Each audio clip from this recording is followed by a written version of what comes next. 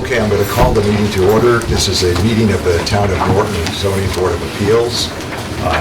We have several matters on the agenda tonight. I'm the chair of the board, Tom Noel. We have members Lucas Wozniak, David Wren, Jim Tenori with me. We'll be doing various, we will be sitting on various of the matters tonight because of some perceived conflicts. And with us also is Mr. Iafredi, who is our building commissioner in the town of Norton.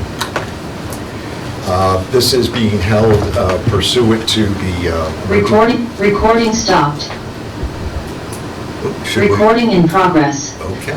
The recording is doing things. Should we continue? It's Charlene that's actually doing it. Okay. She's the other part.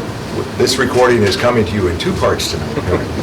One about a minute long, the other to be determined.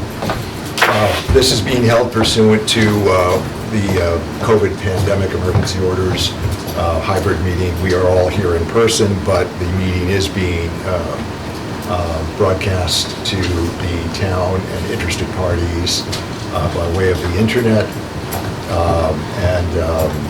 People may be trying to participate by way of the internet tonight. I see we have one gentleman on screen remotely. So without further ado, let's get to the first item on the agenda for 7 o'clock. For the record, it's after 7. This is an extension request for a variance granted at 60 West Main Street. The applicant was Cumberland Farms. ZBA file is 19-12. And this is a letter requesting a 6-month extension on something that the board passed in, I believe it was June of 2019. Ordinarily, our decisions are good for a year, have to be exercised within a year. I have a letter from an Attorney Reedy. Is Attorney Reedy here tonight? Is that Attorney Reedy on the screen? No. Okay. I just wanted to, for the record, ask that. Nobody here representing the applicant tonight. I'll just read from the letter then. Attorney Thomas Reedy, representing the applicant and the permit holder. Please accept the letter as a formal request pursuant to 48 Section 10 for a 6-month extension of the variance granted to Cumberland Farms, which would have expired June 12, 2020. I think, Jim, you were on board for this. I think we were the only two. However, pursuant to Governor Baker's executive order, the period for exercising, I'm just summarizing here, paraphrasing, was told during this state of emergency for the pandemic, which the dates were March 12, 2020 to June 15 of 2021. Therefore, the variance is set to expire. This is Mr. Reedy's math. On September 15, 2021. So they're within their exercise period is what he is stating here. Cumberland Farms is continuing to work through the Mass Department of Transportation process, still requires a license to store flammables and combustibles on site. Given that subsequent to the variance decision, the project was denied, then ultimately approved after litigation and a rehearing. I'm not sure what Mr. Reedy is referring to there. It was before some other body, I think. I think it was before planning. Planning? Okay, thank you. I hadn't followed all that closely. This is for the Cumberland Farms. It's basically across from the CVS on West Main Street right now. We had approved a filling station there with a convenience store. And remember, we dealt with signage and lighting issues. Lucas, were you here for that as well? Okay, yeah, sorry, I didn't remember that. And so they are asking for a 6-month extension from the date being September 15, 2021. Again, that is Attorney Reedy's math. Under Section 10, a board may, in its discretion and upon written application, extend the time for exercise of rights for a period not to exceed 6 months. So this letter that I've just read, which was posted to us and is available to us, is the extension request for 6 months, which would bring it, I think, till March 15th of next year, March 15th of '22, if my math is correct, from September to March. It's in our discretion. There are no guidelines that I can see in Section 10. So that is the first matter for discussion tonight. The applicant is not here. I believe the applicant had communicated with Mr. Di Giuseppe prior to the meeting. Paul confirmed that this would be on. Let me just ask, if I may, before we discuss, is there anybody else here in attendance, either personally? You can come in, sir. Hi. Zoning board? Oh, hi. How are you? How are you? Good. Mr. Sharp, nice to see you. Nice to see you. Is there anybody here personally or by way of video or telephone who wishes to speak on the application for a 6-month extension for the Cumberland Farms project? Seeing nobody here personally, individually, is there anybody on screen who wishes to speak? I don't see anybody speaking up. So let's discuss this. There's a application for variance for 6 months. What do members feel? Is there any reason not to take action on it, not to approve this favorably? No, I think they're still going for their license, so it wouldn't make sense. I'm fine. We heard it back when, and we approved whatever they needed at the time, so I'm fine with it. I'm sorry for being remiss in not doing this. I will, for this, since Lucas was sitting on the application 2 years ago, I'm going to ask Lucas, who is an alternate member, to be the third voting member tonight, Mr. Tenore and I being the two, with Mr. Wren being the 3 usual voting members. If Mr. Tenore and Mr. Wozniak would sit on this, I'd appreciate that. Thank you for speaking out. This was told by the pandemic order and then by the litigation, which you're saying involved the planning board.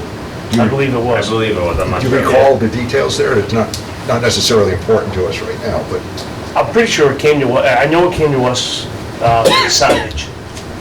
And then we approved it, and then there was a planning board decision thereafter where it was denied, the request. or part of it. A part of it was denied. Yeah, It's- yeah. Again, I don't want to speak on the details because I don't know them, but pretty sure it was denied. And I think our decision was just on signage. Signage. And perhaps lighting, we might have had a lighting We condition. talked about lighting because of the fence and the neighbors in the That's back. right, the fence going in back. But again, this was told for those purposes anyway. I don't see any reason not to grant the extension. We've only done this a couple times because it doesn't usually come up. Right. It's only come up once in a few years, I think, that I remember. Yeah, I actually must have been, I may not have been sitting, but I was in the audience at least. And, Oh, really? Yeah. You know, my recollection is that they were actually, at the time, they were trying to get ahead of the game a little bit. So Maybe they came see- to us first for the Okay. variance and the sign, and then they were going to use the rest of the plan. And now they're about to be out of time on the variance for the signage, so Right. I assume there's no reason not to approve this. Is there a motion from any member? I'll make a motion to approve the 6 months extension As requested in the letter. as requested in the letter. Okay. Any further discussion? I'll second it. Second, any further discussion? I'll ask for a roll call vote. I'm not sure if we're still required to do that. Mr. Tenore, how do you vote on your motion? Yes. How do you vote, Mr. Wozniak? Yes. And Mr. Noel votes yes as well. Thank you very much for... Yeah, I was gonna open it back up for you. but- It's fine, I just Now. didn't print it out, or I printed it out, but I didn't bring that, so thanks for Absolutely. putting that on screen. Okay, so we'll, and I think that's just by way of a, one paragraph decision or letter, I'll look at that and we'll get that done. The motion for extension for 6 months passes. All right, the second item on the agenda is an item that's been continued a number of times, Zero Tipping Place. Attorney Clark is here to speak for the applicant. This has been continued for several meetings due to various reasons. One reason was Attorney Clark wishing to get us some earlier cases that we had done, and he did so. We also had some reason of recusal. I think that caused us to put it off the last meeting. Mr. Wren is recused from deciding this matter, so again, it will be Mr. Wozniak, Mr. Tenore, and myself on this, as voting members on this matter. Mr. Clark, what do you want to bring us up to date with tonight? Just to summarize in essence, because I think we did most everything at the public hearing two months ago or 3 months ago now, I've lost track of time. So the board had made the comment that this variance that my clients are seeking, and again, I represent the family trust that owns the property at the end of Tipping Place, for Carol Minor, that it had never been done before in terms of a variance down to 40 feet. And the precedent that I had emailed to Paul shows that there is actually precedent for down to just slightly less than 25 feet, actually just around the corner from here, on the corner of Olympia and Power. So that there is precedent for this. This is a substantial hardship for Carol Minor, who's an elderly woman who lived here in town for many years before selling her home and moving in with her brother up in Maine. But this is a lot going back to when Tipping Place was laid out. It was laid out with 40 feet at the end of the cul-de-sac to provide sufficient access. This is something that it can be done in another fashion. It can be done in another fashion by going to the planning board and doing a street extension, but I think that is not in the best interest of the town in terms of having an odd hammerhead layout for fire engine turnaround, when we can do it with a simple a nice curved driveway. And finally, when this appeared before the ZBA 5+ years ago, there was a large number of neighbors in opposition at that time. And then when the hearing just recently occurred, there was one person not opposed, but she came out and said, no, I'm concerned about lack of privacy. And this is where the zoning board of appeals would get to serve the town well, because you could impose a condition, a buffer as part of a variance, that if we go the street extension route, there would not be that restriction. So it gives you an opportunity to address the concern of the one above. Okay. So the cases that you sent us were actually the same case? That Yeah, it was a 2006 case that was then extended. And then it was decided again in 2014? 12, I believe, yeah. Okay. Yeah.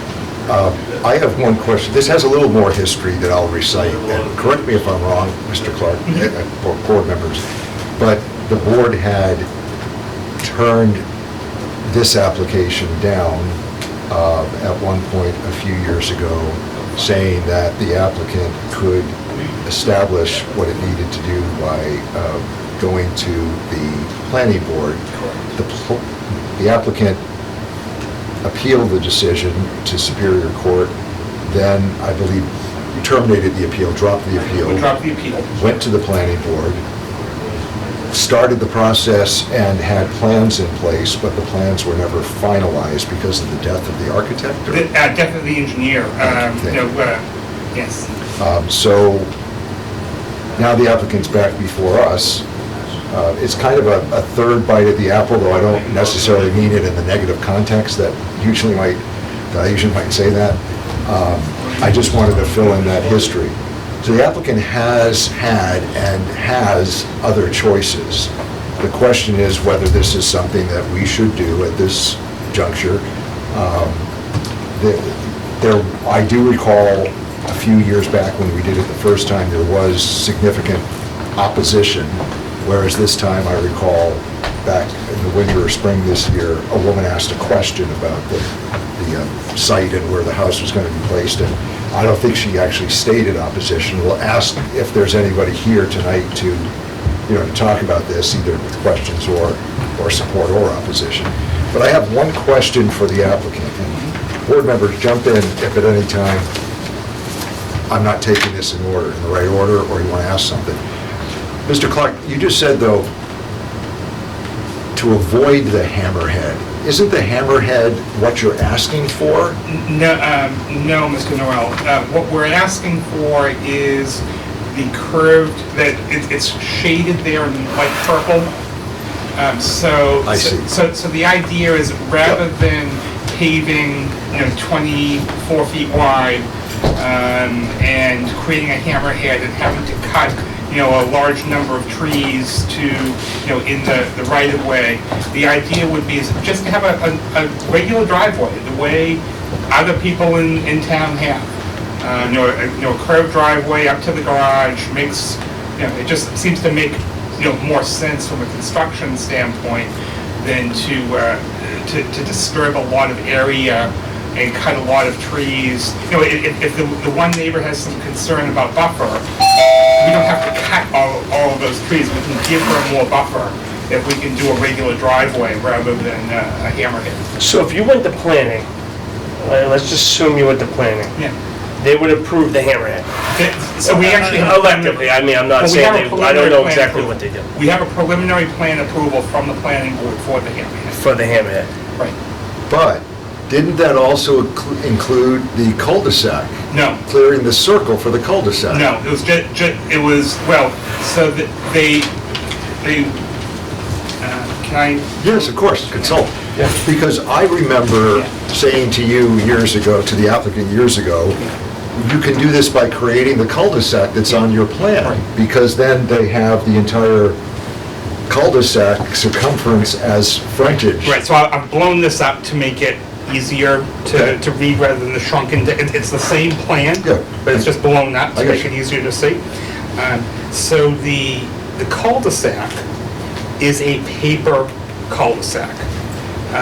It is shown on engineering plans only. It is to create frontage. It's not actually paved. What would be paved is this hammerhead, which is 24 feet wide. Yes. Okay? That's what would be paved. And so the idea being is, in order to, in order to have, less disturbance of the area, we would literally come in with what's this shaded in purple. Purple shaded. Thank you for reminding me of that. I thought you were referring to that as the hammerhead. No. This is the hammerhead, Yep. Mr. Noel, which, as you can see, is a lot more asphalt, kind of thing. It has drainage, would have, but the idea would be just to come in with an approximate, 12 plus or minus, foot wide driveway. But I think all we're here to decide on, correct me if I'm wrong, Yep. is whether the opening to the paper cul-de-sac. Here, 40 feet, with a 40 feet of frontage. No, I'm Yep. sorry, as I understand it, your property line is, Here. oh, yeah, I'm turned around for. I'm sorry, I'm looking at, no, I'm looking at a different angle here. So, Your frontage is between the two lots. so It's right here. Yes. our frontage, so the layout of Tipping Place, Yep. Mr. Noel, is this whole. Got it. Okay? And so when they laid out Tipping Place, when it was accepted as a public way, Mm-hmm. they left a curb, in essence, curb cuts for a future extension. And that's the That's the 40 feet. that's the 40 feet. Yeah, I'm sorry if I, a minute ago, said otherwise. I was looking at it at Okay. a different angle. Yeah, so So what- the 40 feet is right in the middle of the double bubble, if I Yeah. can call it that. Right. So all we would be deciding is whether we will allow a reduction of frontage so that they can just count that 40 feet as a frontage. I think, and I need to ask you and Mr. Iafrede, where the driveway is situated is not something that comes before us anyway, is it? If we say you got your 40 feet of frontage, where you place the driveway is up to you. Well, Not really. Gray area on this one. Well, can you explain that, Mr. So Iafredi? I think, and I wasn't around at planning board, obviously, and even at the first meetings when you guys came to the zoning board, but looking at this now, my assumption would be that this was requested for emergency access. Yes. In restricting it and having only a 12-foot access around this little bend is gonna create, excuse me, kind of a struggle for fire department and Although the fire department has no objection. yes, okay, I checked with that them. would be my assumption as to why the Hammerhead was created. But as far as the Yeah. driveway, you know, I would have to assume that it could go on anywhere within that 40 feet of frontage. All we're deciding on, as far as I can see, is whether we say, yep, that 40 That's feet of correct. frontage is enough. That's Yes. correct. Okay, can you take your seat? I'm sorry. No, it's okay, I just want the rest of the audience to feel like they're not being blocked Yeah, I'm sorry. from anything we're looking So at we now. spoke about this 2 or 3 meetings ago in Yeah. depth. Right. We And I did, think Jim and I made a lot of comments about how this would set a precedent Right. understood. going forward, and that they do have another way of getting this approved via a Understood. different board. Let me just ask, let me continue my question for a second to Mr. Iafredi, and if you need time to consider the answer, that's fine. I'm not trying to put building commissioner on the spot. But if we say yes to 40 feet of frontage right there, can an applicant building a house put the driveway anywhere, or do they come to you with building plans showing the driveway? And are there other regulations or things that kick in from your point of view? That's what I'm asking. As long as the driveway is constructed within their frontage, ultimately, I guess the easiest way to say it is, yeah, it can go anywhere within their frontage. Okay, so it would allow the applicant to put the driveway wherever it wanted and whatever shape it wanted, although the applicant is saying they're going to put it where the shaded purple is, not the full hammerhead, the hammerhead that is drawn into the plan. I just wanted to clarify that. So if we say yes to that frontage, the applicant can put that curved driveway in.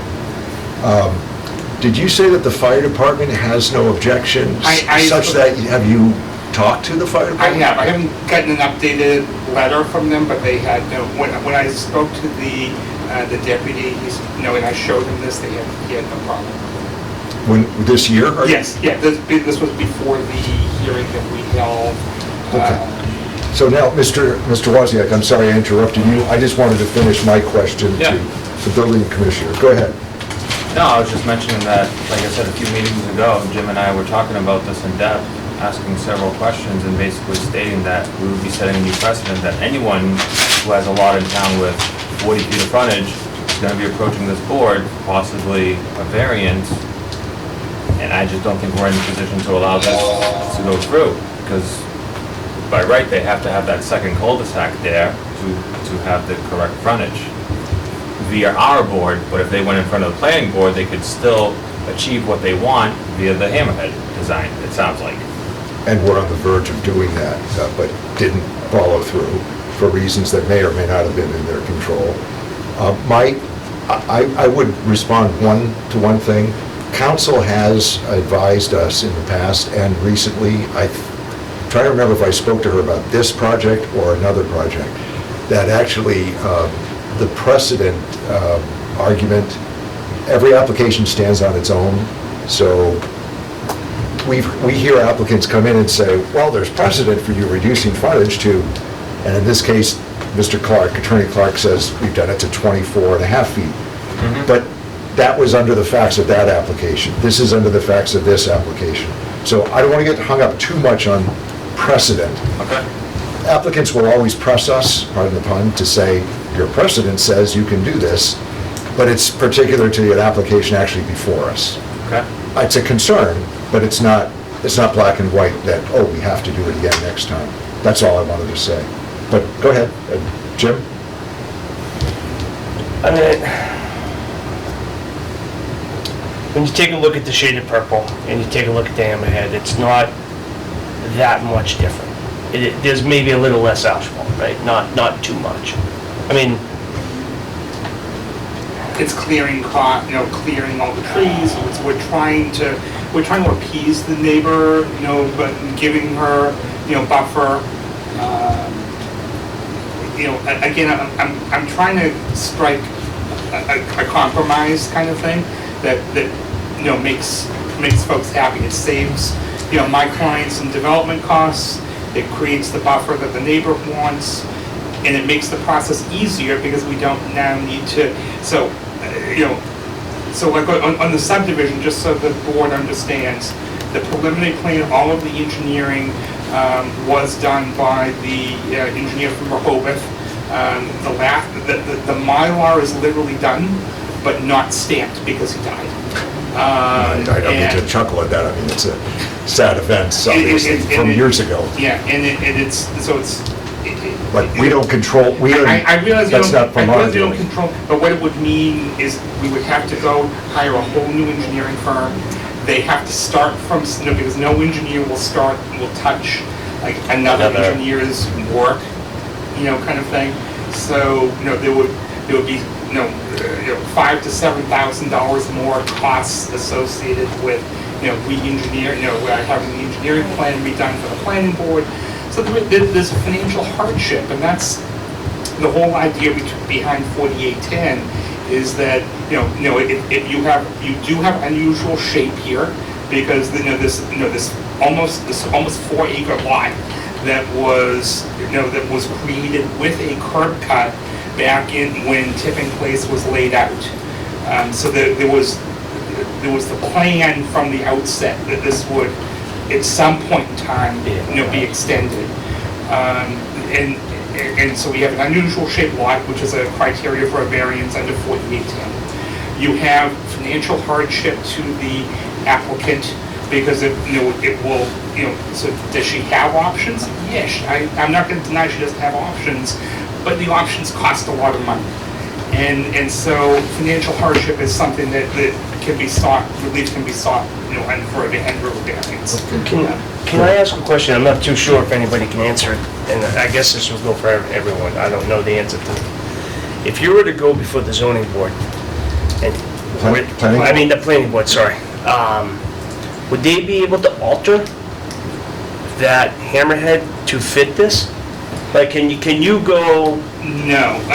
Do you guys know what I'm saying? Like, can that application be presented? Can this application be presented to them? But hey, we understand, hey, I know what you're saying. you guys will approve this, as the extension, but instead of that, we'd like to just, kind of curve it a little bit, and we've gotten the approvals from some. I understand your question, and I can actually answer it for you, at least based upon what occurred before the planning board in 2015 when we approached it. And so the subdivision regulations for the town actually require the full paving of the entire round cul-de-sac. That's what I was remembering. Right. Yeah. And what we sought at the time, and what the planning board approved at the time, was a waiver of the subdivision regulations down to the hammerhead, because that's the smallest that they can do Under their subdivision regulations. That's what I was remembering about paving the entire circle. Right. Right. So they were trying to give us some, Yep. they were giving us as much relief as they could give us. Okay, let me ask you something. Are you set with that answer? Yeah, no, that was good. I figured this would have been approached at some level, and I just don't think that question was ever asked, so I feel I'm comfortable with it. Okay. If I can ask Mr. Iafredi again, once somebody putting in a driveway, could a driveway be of various materials? Does it have to be asphalt, if you know off the top of your head? There's driveways of crushed stone. I don't know if there's any specific regulation that it has to be asphalt. So the hammerhead, if they were held to do the hammerhead, which is the square cut drive, could be done in a cheaper material than asphalt. I think the subdivision regulations will require it to be asphalt. Through the planning board. So if we have to go before the planning board, That's one of the requirements. that would be, it would have to be paved, it would have to Yeah. be, Okay. it would have to be multiple inches thick, there would have to be all the foot of gravel, there would have to be all of the other requirements that the planning board normally requires. Unless the planning board grants another decision saying you can do X, Y, Z. I don't know if they can go any lower than what they went under their rates. Understood. But that answers my question of, and kind of your question too, what happens if we say no? What is the downside or the Right. potential? So, I mean, See, I'm sorry, Mr. Noir, I didn't mean to interrupt. go ahead. So I just felt, so, earlier this year, when, my clients after COVID was starting to get over, and they decided to pursue this again. My suggestion, my recommendation to him was come back before the zoning board of appeals. Let's try and work out something that's a win-win, for everybody, that, a little cheaper, a little cheaper for the applicant, in terms of the development costs, allows the ZBA to, designate where the house is going to be, so to create, and, reserve some kind of a buffer, if you want to do it by footage or however you want to do it. But it gives an opportunity, as I say, for the town, for you, for the board, to help a longtime resident, and come up with a win-win solution. and impose a condition or two is what Yeah. you're suggesting. Yeah. I've got to confess that I've had a shift of heart on this. When it first came, again, I said, wait a minute, we've seen this once, twice, 3 times, plus the planning board saw it, and I said, why are we doing this again? I'm not in that, I understand it better now.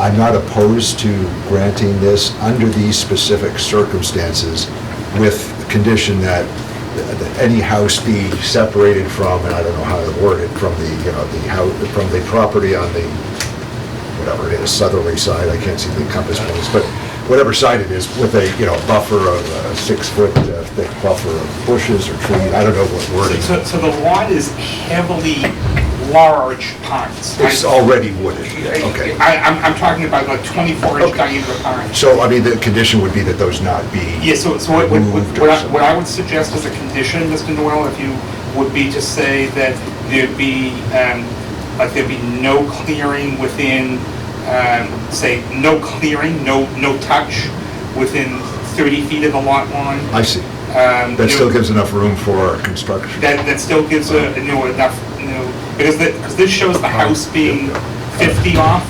Yep, I understand. So I'm suggesting like no touch. So they get a 50-foot setback here now. If Oh, I you get give them it. a I see. 25 or a 30-foot buffer, setback from the property line, no touch, and then they still have a 20-foot.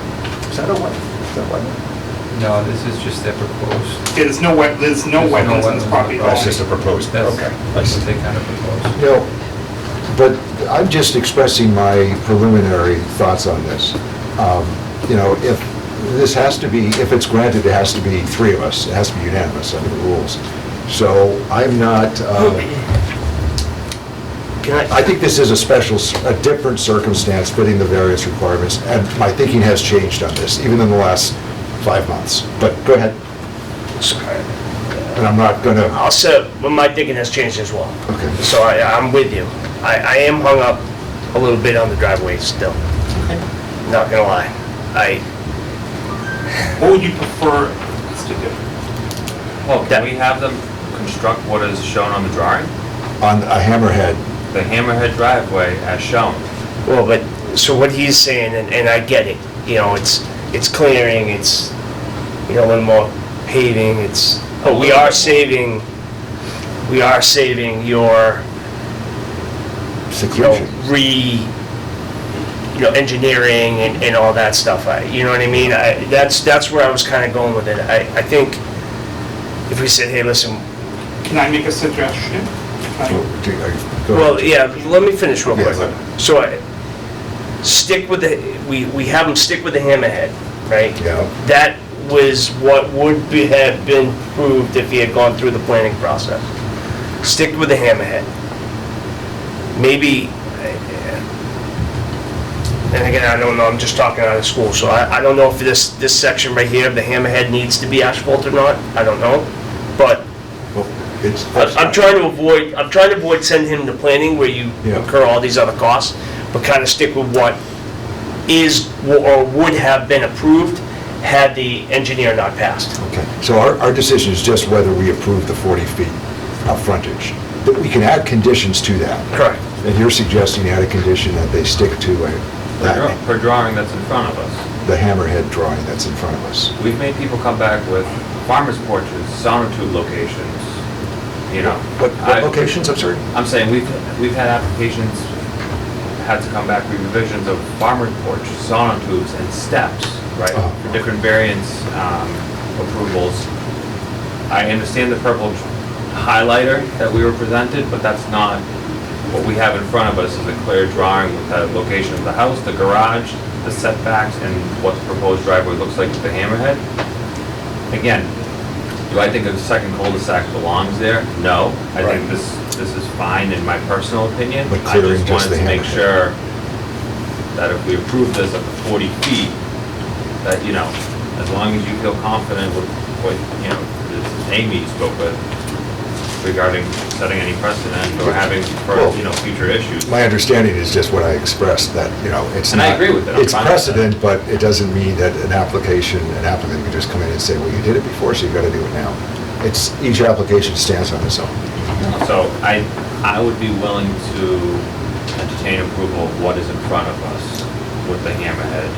How that Hammerhead is built, if it's asphalt or if it's crushed rock or whatever, Right. I'm not gonna say that that's our decision. See, isn't that putting the applicant in a better position than if he had to go to planning? Because it would allow them to clear it and keep it essentially a dirt or a, you know, crushed stone area rather than paving. It would still require the clearing. Is that for safety concerns on your part? The turnaround, you know, for emergency? I would assume so. I mean, look how far back the house is set. I mean, that's the fire department's job to, you know, go through that approval, but What is the length of, is there a length permitted of driveways? I thought there was a permitted length. Residential. Not that I'm aware of. Okay. This is gonna be about 75, about 80 feet roughly From the Hammerhead, from the correct? hammerhead. So, sorry, Tom, if I Go may ahead. just, I think if the applicant has to go back to the planning board, I think without being there, the planning board is looking at the Hammerhead as an extension of the street. That's why they're requesting, the plan has it as a 24-foot wide roadway. You know, so again, obviously it's your decision, but you could potentially, you know, grant them the frontage relief.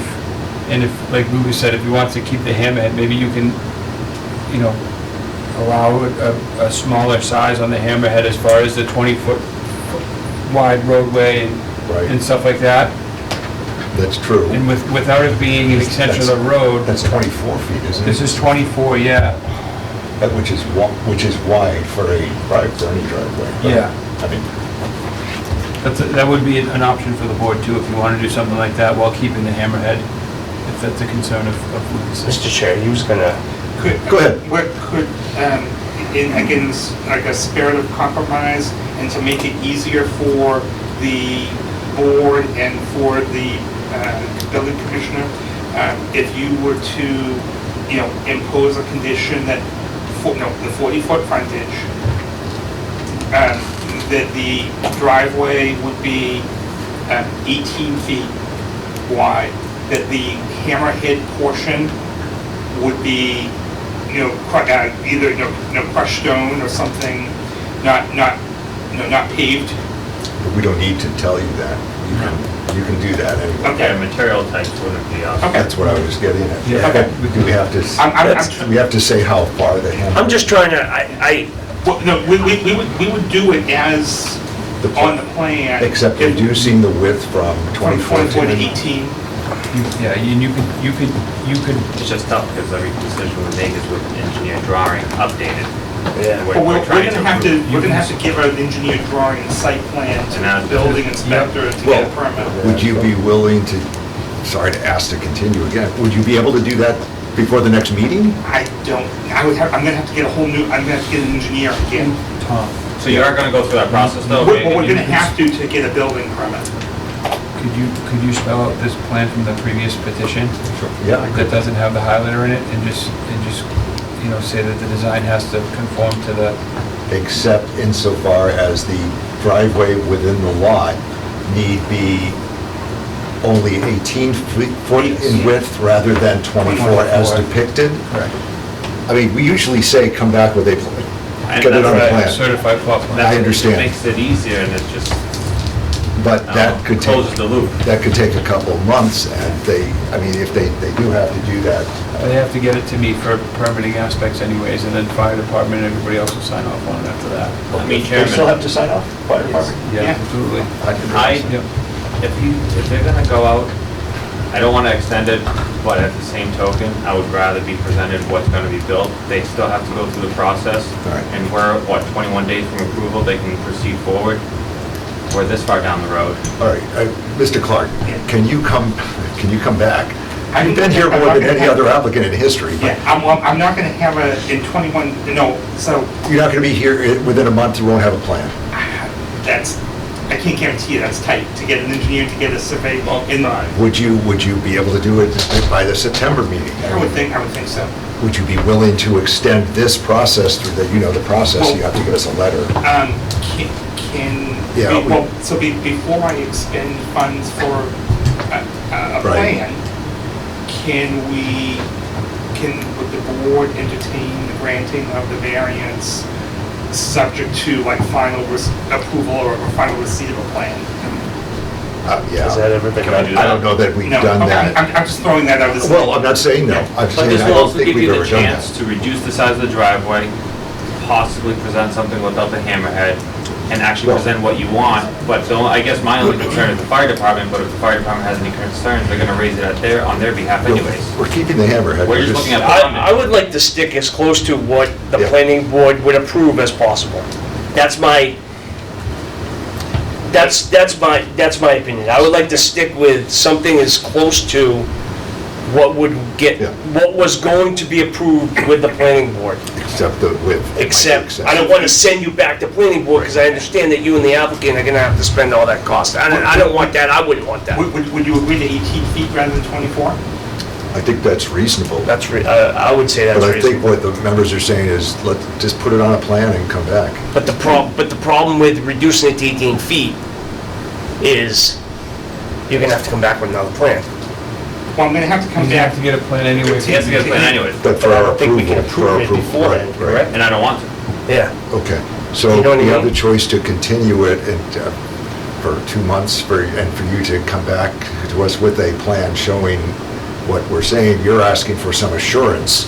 I mean, I don't know what assurance we can give you, except what you're hearing on the record tonight, that I'm comfortable with it, Mr. Tenori, Mr. Wozniak is comfortable with that. Let me, still want to ask if there are people in attendance, a couple people I recognize from the last time, so, but go ahead and, What I was gonna say is, let's extend for a month, no, I took it, and if I have, I get understand. a plan done, and if I can't get a plan done, we'll continue it, you know, okay. again. I'm comfortable, we haven't heard from the abutters. Let's hear from the abutters before we go further. That's what we're thinking as of this point.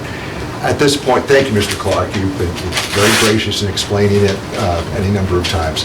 Is there anybody present or remotely present to speak in favor of the application as filed and as we've just discussed? Anybody else to speak in favor first? For the record, I don't perceive anybody. Is there anybody to speak in opposition to the application as filed and as discussed, or have questions about it? I just want to give you a chance. No? I think you were here the last time, Attorney. Something else. Oh, for goodness. But it was this matter. No. 4 years, 5 years ago. No. Who am I thinking of? Okay, never mind. I don't see anybody speaking up to voice opinion, and of course, they could do that next meeting because the public hearing isn't going to be closed. But the applicant is asking us to continue this for 1 more month. We'd ask for the same letter. You probably have it on your word processor. I can take this one, just change the You can probably do it by heart, yeah. And then we continue this for a month. You have our assurance, to the extent we can give you that we're comfortable with what we discussed. Okay. And I am confident that you have processed that and can put it on a plan, that we can say, this is it, and it'd be the plan date, and We can get it done. So I just want to, so you think it's reasonable if I tell the surveyor hammerhead but 18 feet? That's, As shown on the, what is the date of this? No, don't be This sorry. is the wrong plan. Oh, I'll get back to you. well, I have any number of copies. Get it right. My eyes are, Right here. been So, looking at computers too long. So Jim, do you still want to see the hammerhead? So I'd like to stick, yeah. I think I think I'd be comfortable enough to reduce the driveway to 18 feet. 18 feet versus But with the hammerhead feature. 24, but with the hammerhead feature. I I'm think looking at March trying to keep 17. it, I don't know, I can't. 2015, I think it is. Is that the one you're talking about? Yeah. I think we're, well, Yeah, Mark's so we said- point, the hammerhead's designed to look like a street extension, right? I'm only pressing on the hammerhead. One was fire department, but if they have any concerns, they'll raise it on their own account. Right. And two, I just want to approve what's in front of me, but we're asking, you know. You want something in front of you before you approve it. Exactly. Yeah. So, because this is a single-family home, the hammerhead design is only to really show a street extension. I don't know if I necessarily need to see a hammerhead on the revision. If the applicant doesn't want the hammerhead, I'm only pressing on the hammerhead because that's what I'm seeing in front of me on the drawing. But if they came back without the hammerhead, it's a single-family home.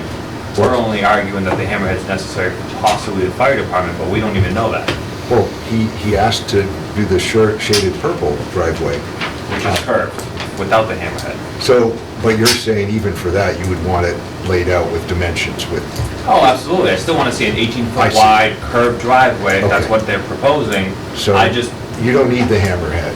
I only was requiring, because one, I understand it, fire sorry. department or, you know, But we haven't heard from the fire department. Mr. Clark says they but if didn't they have have any a problem. concerns, they'll raise it on their own account, so. And I gotta say, 80 feet to 120 feet, I mean, there are a lot of driveways of that length without a hammerhead.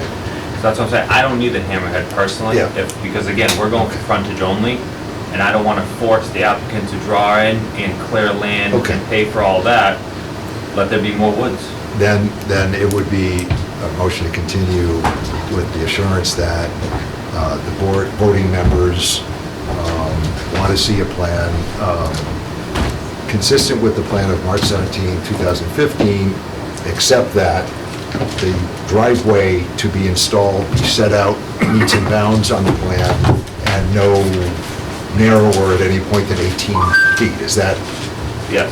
and that's what we're comfortable with. Okay. Hammerhead, doesn't matter that they're. If they want it, they can put it in, if they don't want it, Yep. I don't. So, Because that accomplishes, I think, what they're trying to do. It gives us a little control. And the buffer of, Yeah. geez, 25 or 30, you can add I'll that. have them scale that Yeah, off, just to yeah. make sure. But I would add that as the other condition because of the neighbor asking about that. But go ahead. You're comfortable with this, or Jim, you had something else? I mean, so more I think about it, we're getting away from what we see here with what would have been approved at the planning level. I'm gonna follow, Jim, what, your suggestion, because, as I look at this, it actually, what I will probably do, and I'm gonna talk to the engineer, but rather than having a turnaround, like a back out, turn around in the garage, maybe what I'll do is I'll have him do like a bit, like, so the car could come down, back, and go forward out. Wouldn't it just make, turnaround. wouldn't this be cheaper? To just stick with the plan we have? Well, other than the 24 feet of paving, I don't really want to do that.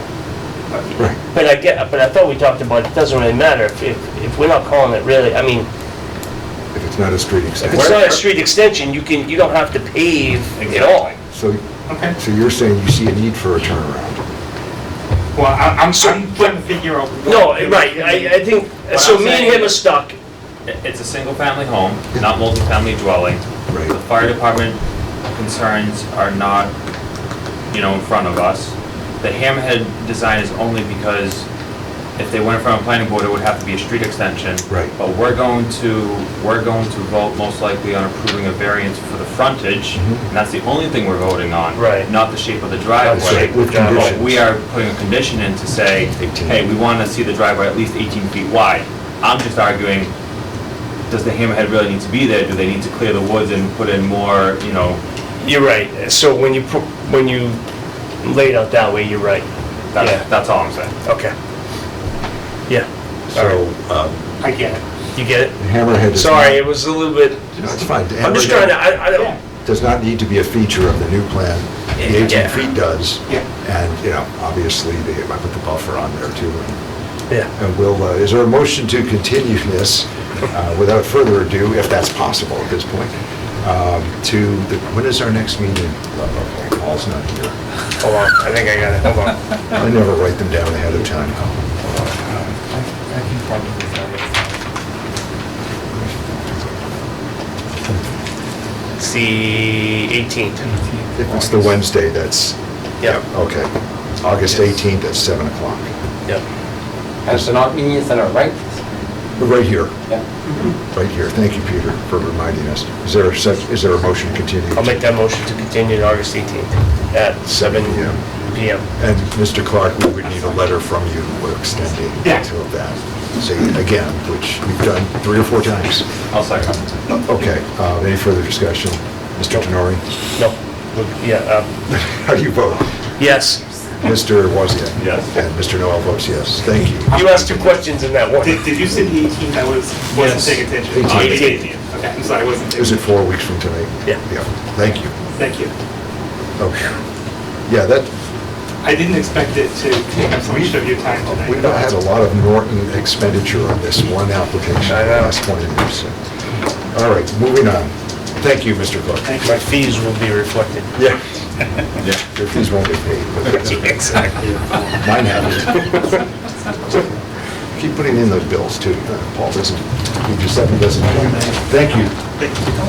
All right, next on the agenda is the application, continued public hearing again for 0 Taunton Ave, 53 Clapp Street. The owner applicant is Scott Eisner. We continued this from our last meeting as well. Who is speaking for the application tonight? And I'm Scott Eisner. I'll be speaking for myself. Thank you. Attorney's here. You came, your attorney is here. Yeah, he's going to. Okay. What you handed us tonight, is this the same material? That's the same material that was Okay. brought forth the last meeting, Yeah. but I gave you you wanted the larger plan on it there. Got it, thanks. I didn't know if this had any changes on it that you wanted. No, no changes. Okay. Now, I've recused myself from this, so I'm going to turn it over to Mr. Wozniak, Mr. Tenore, and Mr. Wren to discuss and decide this. I've just opened the meeting, I guess. I live not far at all from this, and I know some members of the family, of the applicant's family, though I don't know the applicant or his immediate family. I just thought it best, more comfortable to recuse myself. Mr. Tenori, would you lead, or who wants to lead the discussion? You want to take? Sure, I'll take it. Yeah. So I was gonna look to my other left, but that was you. All right, so we'll open this discussion. So this is, let's see, we're looking for let's see. So this is a continuation of from the previous meeting. Looking for a section 6 finding, file number 9613, 0 Taunton Ave / 53 Clapp Street. We have to get orders, Mr. Eisner. So the applicant's asking for a finding on section 175-1.5E, and any variance related to build a house on an undersized lot. So I guess at this point, probably makes sense, maybe Mr. Eisner, if you want to kind of walk us through what you're proposing and... Basically, it's filed under R60, it's a location. Because of Summer Street, there's a little bit of commercial zone there. It's basically in a residential neighborhood. It's a little over an acre, it's 1.08 acres. I'm selling the land, but one of the conditions is that they're going to be able to build on it. This is the proposed building for the lot. There is some wetland way in the back. They're gonna fully work with conservation or whatever has to be done. In the front, there was no listed wetlands on the town. But, you know, they've already been out there, Rim's been out there before to do the plot layout and everything. You know, pending a perk and other conditions. So it's in an R60 zone.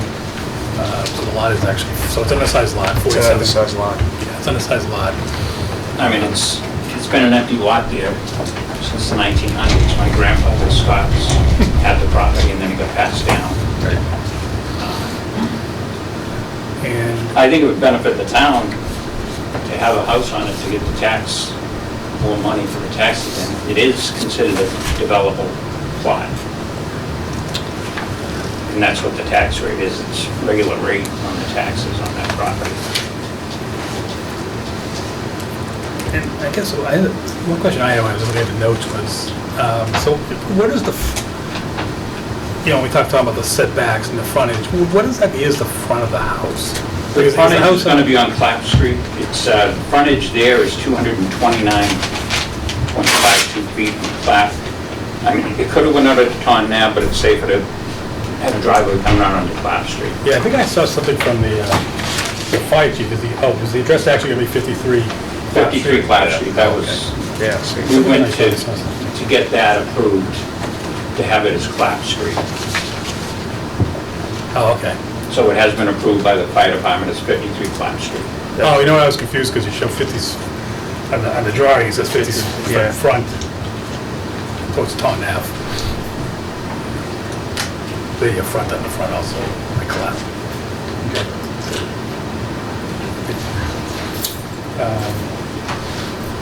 So it looks like, so it's an R60, the setbacks would be, it looks like we make the required frontage. The front would have to be 40 feet, and it looks like we got, looks like 50 feet. Sides, 25. So it looks like, it's not quite, I guess on the right-hand side, it shows 15, they're calling it the rear setback. Yeah, that's why I was getting confused, because that's actually the right set, that's the side setback. On the right-hand side there. Yep. So it's marked as 15. But But the that, house is obviously much. right, that the taller. house is Yeah. I mean, the proposed house location is way off that. Right, right. So I think if we would approve it, the house could be closer than 25 on the right side of the house. Right. I guess that would be the east side of the house.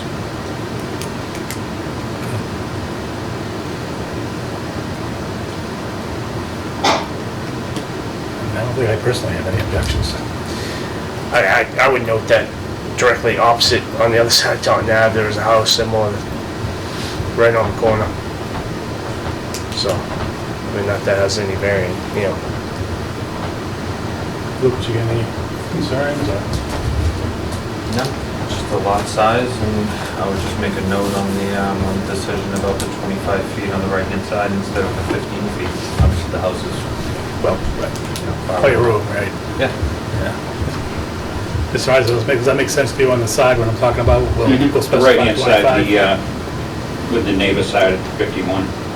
That was likely rare when it was Taunton Ave. Right, But exactly. now that Clap Street is side.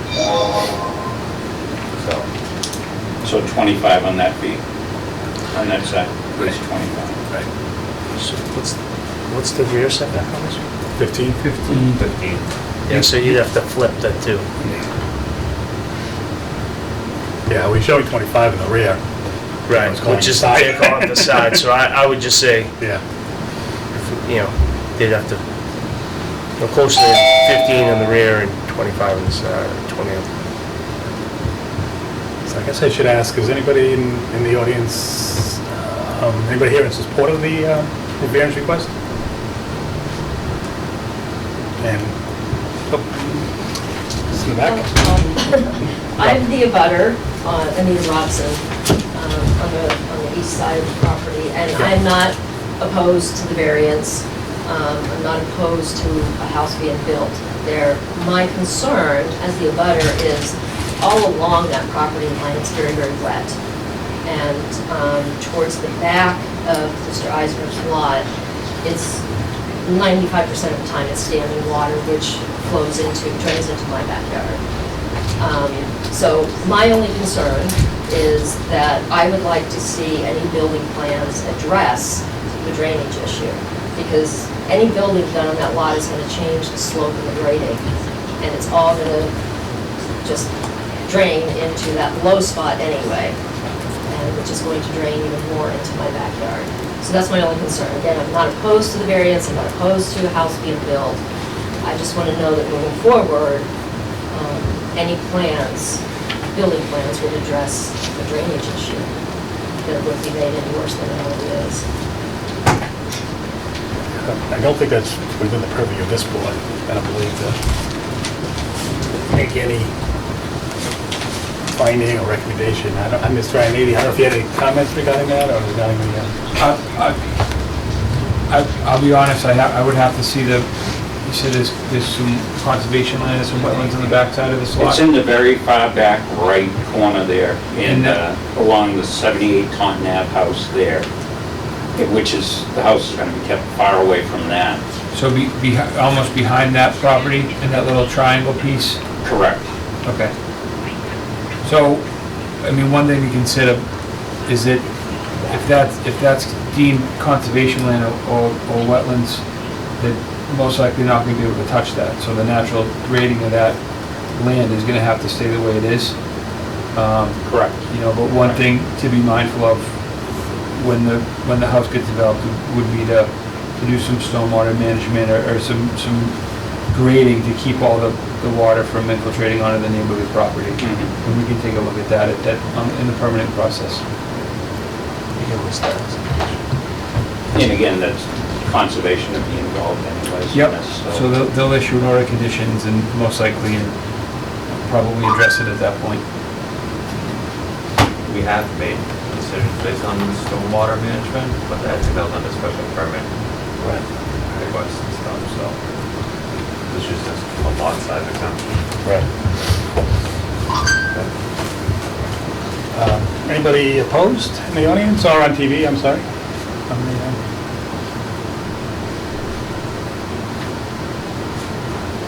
Nice. All right, so let the record show no one seems to be opposed. So, I guess we can make a motion under section 175.1.5E, and then grant the variance under section 6.2 regarding R60s to allow an undersized lot in an R60 zone of 47,208 feet at 53 Clap Street. I think we'll make that motion, maybe make the second motion regarding the side setbacks. We're just doing one, right? Okay. We can do it one. Yeah, One? just doing All right. one. All right, I'll keep talking. It'd just be easier. One of the, as a condition, the side setbacks will be a minimum of 25 feet, and the rear setbacks will be a minimum of 15 feet. I would make that motion to approve that. Second. All right. I also, all right, so you second the motion. And I'll have a roll call vote. Mr. Torrey, how do you vote? Yes. Mr. Weinman? Yes. Yes.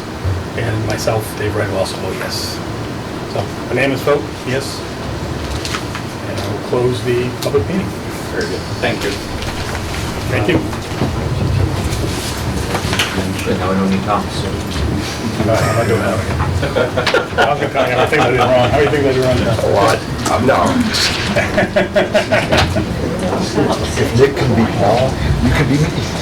That can be Paul. You guys can be anybody you want to be. Very Paul. Thank you. Nick, you can be anybody you want to be. Is that it? Sounds like a I try my best. good booster. Okay, next on the agenda. Well, you did that really fast. I was slow on the first one. Yeah. Okay. Let's welcome. Next on the agenda, I'm sorry, is application for 15 Peters Street. The applicant owner, Daniel Grady. This is in line for the applications for a Section 6 finding and a variance. Wait, where are we? 15 Peter Street, at the bottom of... Oh, I'm sorry, then I'm wrong, go ahead, keep You going. okay? Yep. All right. Stand by 1 second. I don't even see it in the Dropbox. That's in there, it's under Peters, Is it? 15 Peters. Oh, right there. Yep. Whew. My eyes are going. Oh, I like this one. Yeah, all right. Must be there. Okay, this is Yeah. an application for a lot in an R40 zone, 15 Peter Street. It is, in an R40, it is undersized with a total area of 11,250 feet and frontage at 112 and a half feet. So it is non-conforming in the R40 for those reasons. Present use of the premises, single-family home for 2 adults, 2 small children. Proposed use, single-family home for 2 adults, 2 small children. Non-conforming pre-existing, the applicant states, proposed addition fits all current zoning laws. However, the existing house does not due to its construction in 1950. And who is here to present the application? I'm Daniel Grady. You are Mr. Grady? Yes. Okay, thank you. And submitted is a plan. It's dark in here. We all have old eyes tonight. Well, I've got it, yeah, I've got it here too. I just have to squint at it. It's brighter than that. Map is dated, the plan's is dated June 4, 2021. And I have a couple of questions about the plan submitted. You have it there, Jim? Yes. You found it, okay. But, Mr. Grady, why don't you just walk us through briefly what it is you're trying to do and why you're here before us? Sure, so the house being built in 1950, obviously the lot is a little smaller, and the way the house was built against the property lines is a little wonky. But we're looking to build an addition, and I included some photos. I'm not sure if that document came through. So basically, the addition would take off a 10 by 10 enclosed porch and build a 16 by 24 structure in its place for a larger family room and 2 bedrooms. But I think the key thing is that where that new structure will go doesn't impact any of the neighbors to any great extent. The neighbors, if you're looking at the house, the neighbors to the right are obviously not impacted because the structure's not there. And then the neighbors behind me, there's trees and overgrowth, and then there's probably 100 feet of grass before that house, and then to my left, there's a hill, some trees, etc. And so this building, or this the structure it really doesn't take up more space than is already taken up by the enclosed porch. But because of the original house, and because the lot is not currently conforming, this was the first step in the process to have that structure approved. Okay, thank you. I have a couple questions about the plans. Jump in if you do as well. Looking at the plan this way, as it's presented, as it's read, so I'm looking at the top of the present structure. There's a line drawn across. I don't know how I'm going to show this. Yeah, it's tough to explain. The 19-foot 8 setback. Yep, it It's goes from showing the... 19-foot 8 inches off the back property line to the corner of that line. Right? Is that what you're looking at?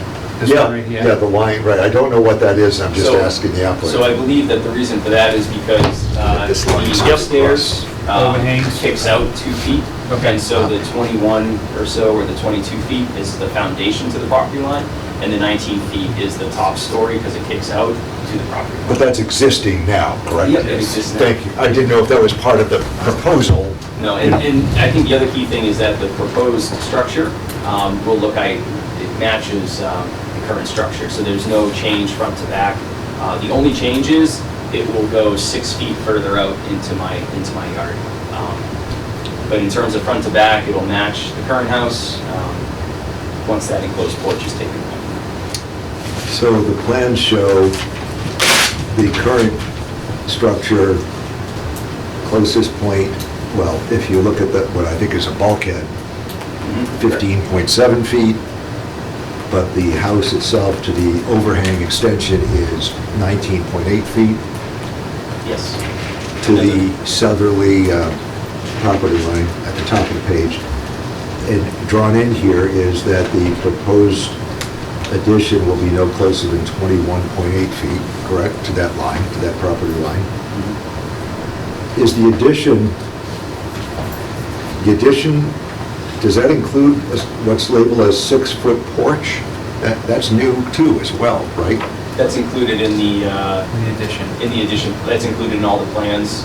So the structure is 16 by 24, and then the porch is... Okay, so the 24 includes the width of the porch, the depth of the porch? I'm sorry, no, so the current foundation is 28 feet front to back. The new structure foundation will be 24 feet front to back, and then there'll be a 6-foot porch. Chairman, have you seen this? It's at the end of the... No. Yeah. That's at the bottom of the picture document? You know what, I only printed out, I did not print that out. Yeah. Thank you. So that shows you what he's proposing. Got it. My question though, is the porch at the bottom here, call it the bottom, is that included in the 24 feet or is that another No, it's 6 feet? It's an additional 6 feet. It's an addition, yes, it's an additional 6 feet. The current foundation is 28 feet, so this new structure, including the porch, would be 30 feet front to back. So the porch would be...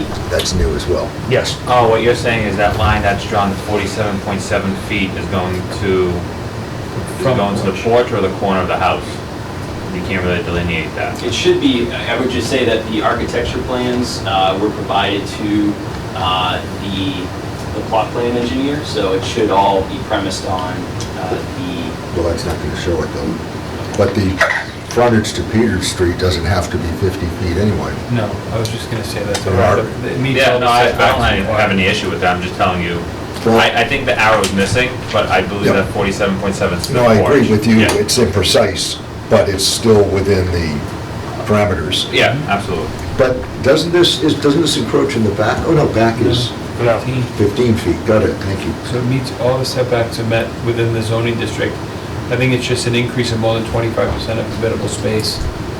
And that was my, yeah, thank you, that was Sorry. another question, no, that's the question I was gonna get to.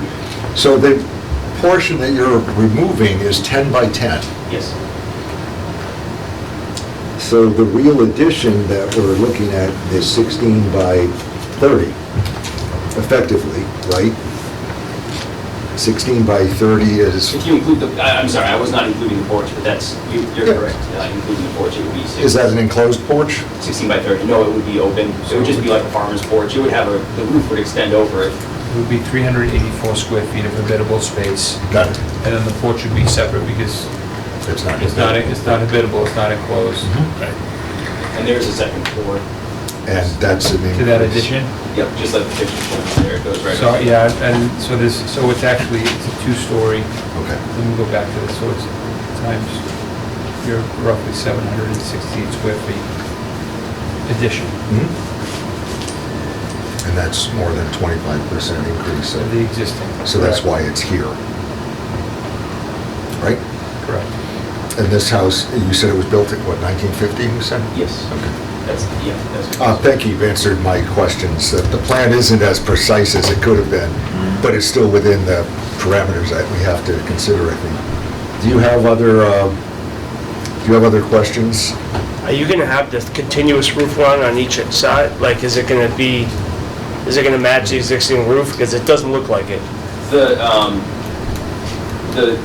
The way that I anticipated it, the back should match the current, everything in the back should match what currently exists, and then in the front, obviously, because there's the dormer in the front, plus the roof over the porch, the roof line will be a little bit different, but I think that all in all, we're talking maybe just a couple feet difference. It's not like Yeah. the structure is 10 or 15 feet off center, front or back, or anything like that. It really basically is just an extension of the current foundation.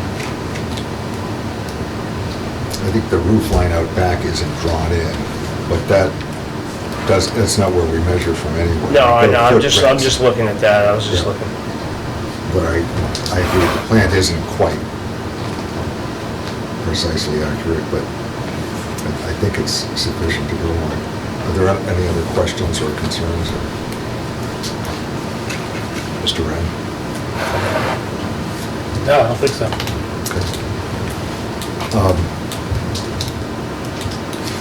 I think those were my questions. All my questions. Is there anybody else here to speak in favor of or in opposition to the application as presented? Mr. Sharp, Yes, I know your name, go ahead.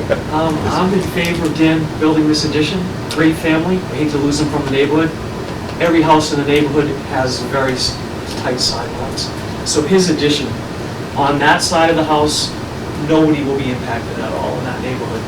It's gonna be a beautiful addition. Are you the contractor? I am. I live right across the street, so I'll also be looking at it every morning for the rest of my life. Oh, you, on Peter Street? I'm on 16 Peter Street. I didn't know that. That's on the second. That's a good contractor to have. That's a lifetime warranty. Exactly. Hey, I got a leak, get over Well, you here. said you're losing the applicant? Is the applicant moving? No, we don't want them to go look in another town Oh, for you a don't bigger want to house. lose, I got you. They can do what they want to do here in Norton. And keep the applicant, okay. I thought you were saying he was shipping off to Buffalo. Okay. Any other questions? Anybody to speak in opposition to the application? I see none, for the record, I see none. Is there a motion for, I think this is for a finding under 175E, that the proposed addition as shown on the plan of record, and I'll have to play with the encompassing the 10 by 10 present porch, but we have enough to go on. Is there a motion that this will not be substantially more detrimental than what is there at this point in terms of the factors enumerated in the statute, light, noise, things of that sort? I'll make that motion. Under 175.E. Is there a second? I will second that. Mr. Wren has seconded. Is there any further discussion? I'm set, I'm all set. Mr. Tenori, how do you vote? Yes. Mr. Wren, how do you vote? Yes. And Mr. Noel votes yes as well to approve the application. So we'll get it drafted up and submitted, and then, as I'm sure Mr. Sharp has told you, there's a 20-day appeal period after that for anybody who wants to appeal it. But there's nobody here right now, so you're on your way, and thank you. Okay, thank you. Thank you for coming. Have a great night. Thank you so much. You too. Mr. Sharp used to be on the zoning board. Somehow, he orbited the earth fast enough to escape the gravity. We saw that, you know, with Thank you. Elon Musk and with Jeff Bezos yesterday. Sharp did it as well to escape our gravity a few years ago. We always welcome back experienced members, no, I mean to sit on the board. Oh, God, no. I can golf now. My kids are out of college. Good night. I want to reconsider that decision. Yeah, right. All right. On to the last application. Dave Sharp was with us on the board for a number of years, back in 2005 range or so. I think I met him when I first moved to town, which would be like 26 years ago. And he gave me a quote to build a porch out front. Oh, yeah, I see. Yeah. And I don't think I've seen him since. He's golfing now, apparently. Yeah. All right, the application, sorry to keep the applicant waiting. I assume the applicant is here by video. This is the application of 14 Lagoon Lane. Craig Sikanowski is the engineer, and it is Mr. Sikanowski's application on behalf of the owner, Douglas Thatcher. And who do we have to present the application? Hello, this is Craig Siganowski from engineering. Also, Doug Thatcher is on the line as well. Is that Mr. Thatcher in the video? Yes. Mr. Thatcher, can you just... Got you. I just wanted to identify. Yes. Got you. We've got feedback.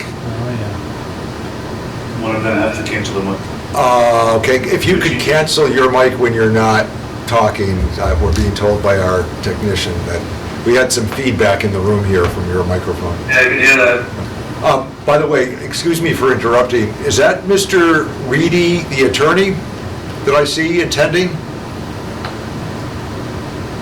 Mr. Reedy? Yes, Mr. it's me. Reedy, we did take the letter application for extension and approved it at the top of the meeting. Music to my ears. Thank you very much and have a wonderful night. I saw your name appear there, and you weren't there before, but I understood that you had a conflicting meeting. We went on and approved the 6-month extension. We'll write that up in the next few days and get it posted. Thank you. And apologies to Mr. Siganowski. That's okay. Okay, so that sounds wonderful. Thank you very much. Boy, think of the whole meeting. Okay, Mr. Reedy, thank you. I think we're on a delay here. Yeah. Okay, so This is a single-family house. The lot created in 1940. The applicant says it's in an R60 zoning district. Total area is 16,700 and so square feet. Therefore, it is arguably a pre-existing non-conforming. Finding requested for the existing house built in 1965, according to the application. House does not meet present setback requirements. Proposed addition meets all setbacks. So says the applicant. I'm not sure that's accurate. Variance requested for lot coverage. That is what's before us. I have a few questions, but Mr. Siganowski, if you want to lead us somewhere on the application, go right ahead. okay, well, we are asking for a finding on the front yard setback for the proposed addition. We're keeping it the same distance as the existing garage.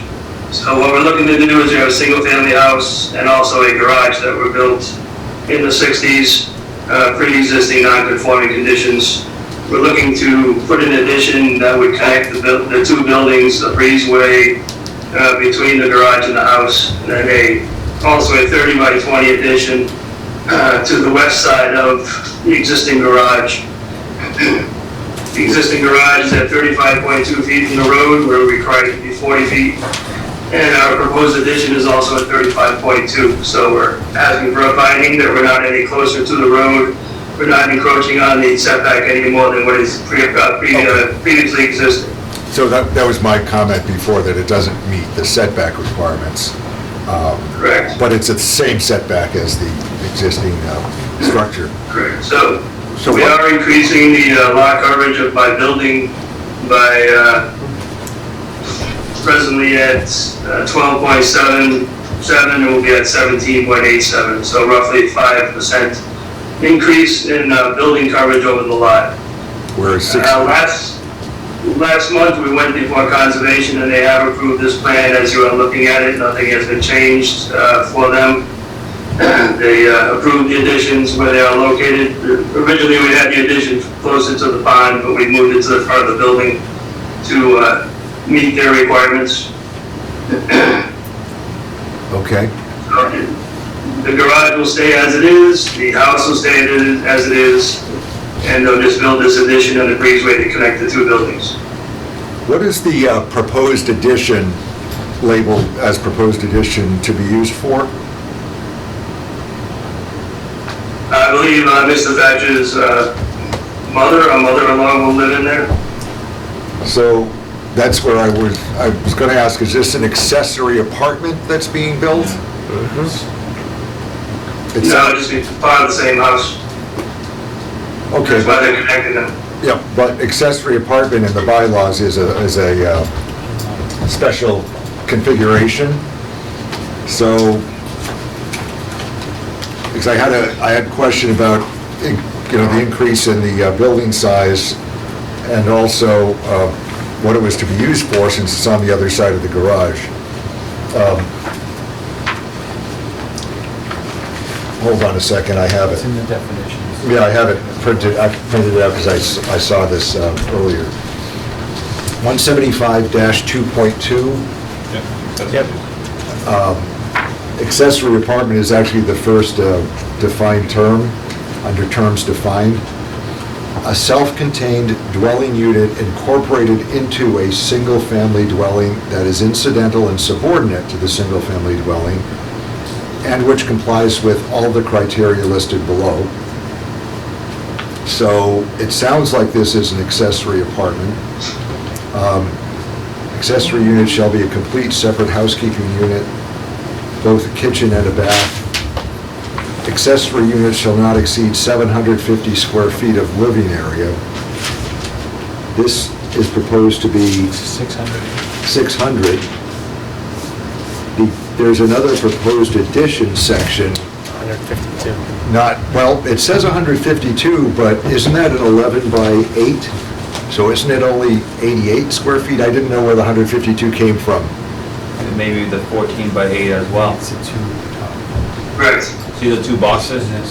It's both boxes? To attach. One's an existing porch and one would be a proposed It did breezeway. add to 152 though.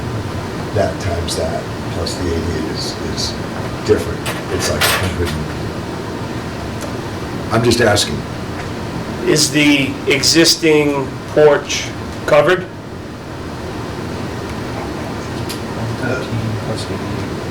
Doug is saying yes. I haven't been out there in several months. Okay. That's what I was thinking. So I didn't know where the 152 came from. Yeah. I didn't know where the 152 square feet came from, because it's 88 plus, True, 88 plus 113, I think. It's 201.6, I think, total. It may not make a difference, I was just doing the math and noticed that. This is for the breezeway connector room in the middle. Yep. But I don't know if you heard that, the applicant said, so the rectangle box to the right of that, so you know, you got the kind of the L like this? Yes. The one to the right is existing covered. Yep. He's gonna enclose it in. Yeah. But if that would, the way I would look at it, for what it's worth, is if that's not part of the accessory apartment, it wouldn't get added in count against the 750 square feet if it's a common space. I agree. I agree, I was just asking to clarify. Yeah. I don't know where the 152 square feet comes from, that's all I'm saying. I think the number's different, but I agree that if it's not within the accessory apartment unit, it's not to be counted to the 750. So they're at 600 effectively square feet. It's within the regulation 175.22. The other parts, no more than one accessory unit permitted within a single-family dwelling. The owner has to occupy one of the two dwellings.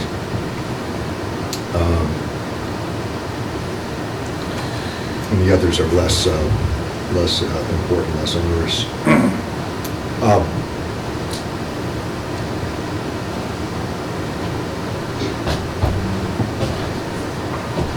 Okay. So how many bedrooms are you planning on in that addition? Doug answer that. A one-bedroom. So it meets F. And is that one person, or did you say one person? One bedroom, one person, well, two right now. Two people, one bedroom. Thank you.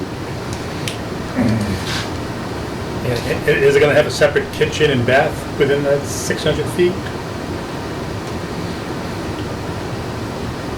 I'm sorry, I couldn't hear you. No, that's okay. Is there gonna be a separate kitchen area and a separate bath area within that 600 feet? We're gonna do the living room and kitchen area all in one, with a bedroom and a bathroom.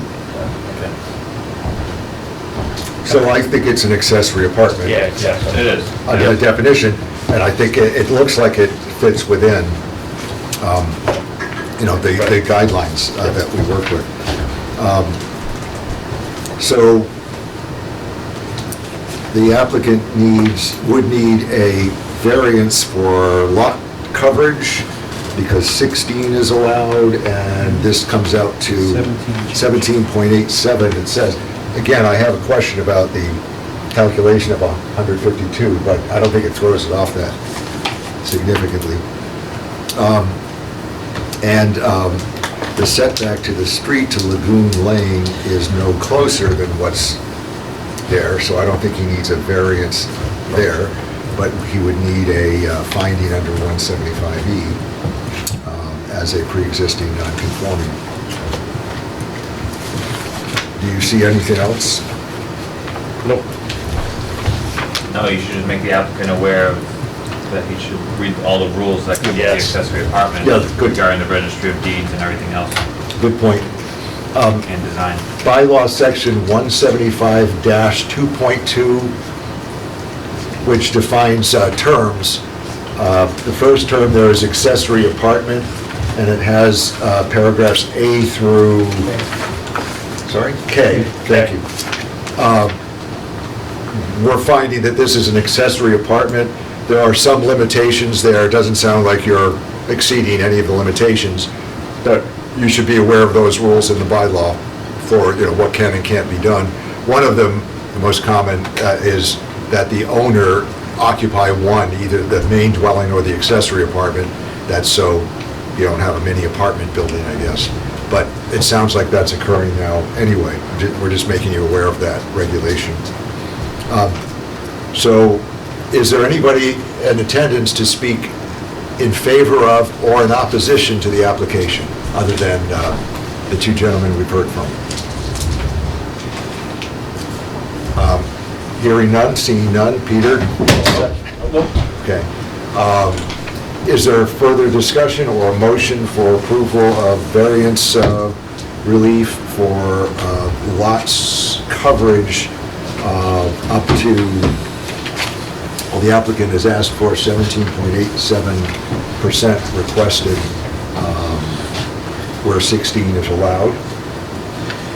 I'll make the motion to approve the variance relief of the lot coverage to, what did he ask for, 17.87%? Yep. Is there a second to that motion? I'll second it. Okay. Is there any further discussion? Nope. Nope.